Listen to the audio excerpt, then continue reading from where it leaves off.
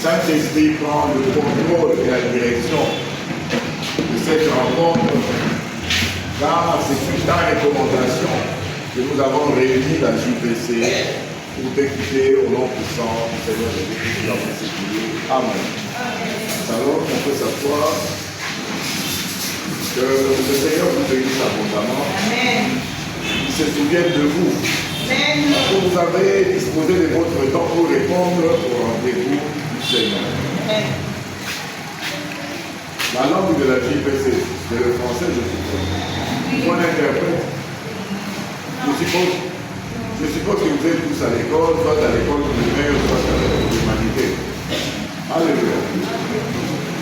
Si vous avez besoin d'un interprète, la prochaine fois, vous devez disponibiliser un interprète. Bien aimé, depuis que la JPC existe ici dans la cellule de Paris, nous avons déjà fait plus d'une année, vous ne m'avez jamais vu venir vous parler.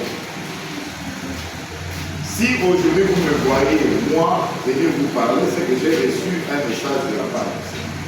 Alléluia. J'ai reçu un message de la part du Seigneur pour la JPC de Bambouko. Et peut-être que ce message va s'étendre dans toute la vie. Le Seigneur a parlé au travers de sa servante Mourida.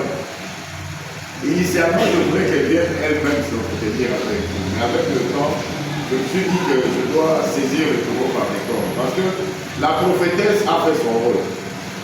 Elle a communiqué le message. C'est à nous maintenant d'appliquer ce que le message a dit.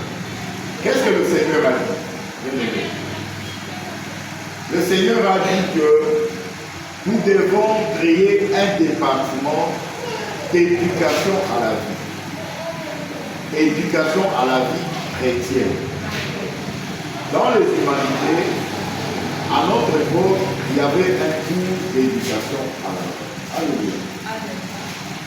C'est un cours où on expliquait certaines choses qui pouvaient être des tabous à l'époque pour expliquer la vie réelle, certaines choses. Mais l'éducation à la vie chrétienne. Parce que qu'est-ce qui se passe? Les petites relations amoureuses que vous entretenez à votre âge. Souvent, ces petites relations ont des conséquences sur votre vie future. Alléluia. Ce que vous faites dans vos petites relations-là mettent des barrières dans votre vie future de mariage. Vous êtes appelé à vous marier, à avoir des enfants, à vivre heureux dans votre vie. Mais quand déjà vous faites certains pactes,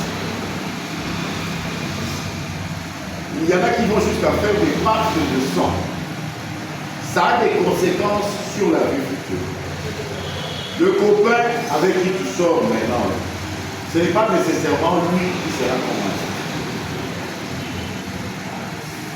Vous pouvez faire des déclarations. Dans nos enseignements, nous voyons l'importance des déclarations. Au commencement de la parole. Vous vous rencontrez et vous vous dites que moi et toi, jusqu'à la mort, on se séparera. Alléluia. Quelques temps après, peut-être que vous étiez dans un même quartier ou dans une même école, les parents sont mutés ailleurs, tu vas te retrouver ailleurs. Tu poursuis ta vie et lui aussi poursuit sa vie. Mais ces paroles-là, c'est les quelque part. Et ceux qui vont plus loin, il faut le pas, les sans pas encore plus grave. Vous allez poursuivre votre vie, vous irez à l'université. Alléluia. Vous irez à l'université, vous ferez d'autres connaissances. Et après, vous aurez un fiancé. Il ne sera pas. Le jeune homme avec qui vous avez fait des pactes, vous avez fait des déclarations. Mais quand vous allez vous marier, vous allez oublier que vous vous êtes déjà attaché spirituellement avec quelqu'un. Vous ne serez jamais heureuse dans votre foyer parce que